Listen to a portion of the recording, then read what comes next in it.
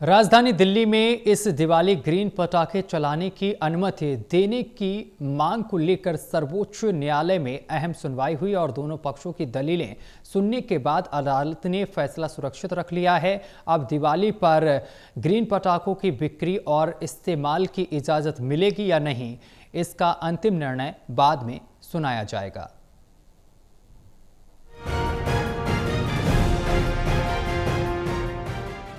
Supreme court में शुक्रवार को ही सुनवाई में सॉलिसिटर जनरल तुषार मेहता ने अदालत से अनुरोध किया कि दिवाली के दिन रात 8 बजे से 10 बजे तक ग्रीन पटाखों के इस्तेमाल की अनुमति दी जाए।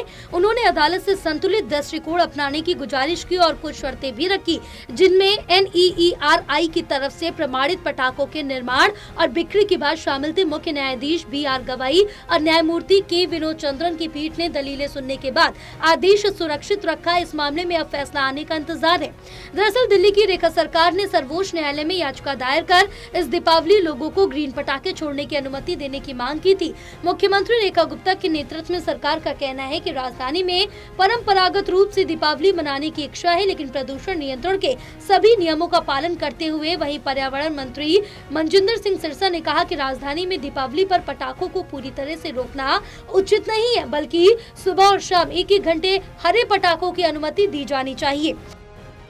हमने माननीय सुप्रीम कोर्ट के पास माननीय मुख्यमंत्री रेखा गुप्ता जी के सोच के मुताबिक एक एफिडेविट एक अपनी इंफॉर्मेशन दी है, अपनी राय दी है कि हम क्या चाहते हैं। हम चाहते हैं कि दिल्ली के अंदर सुबह 1 घंटा और शाम को 1 घंटा, और जब गुरुपुरब होता है उस दिन सुबह अर्ली मॉर्निंग 1 घंटा पटाखे चलाने की इजाज़त दी जाए।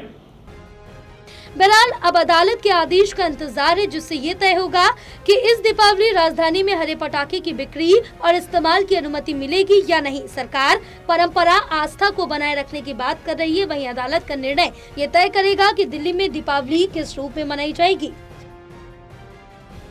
टोटल टीवी के लिए विशाल सिंह की रिपोर्ट।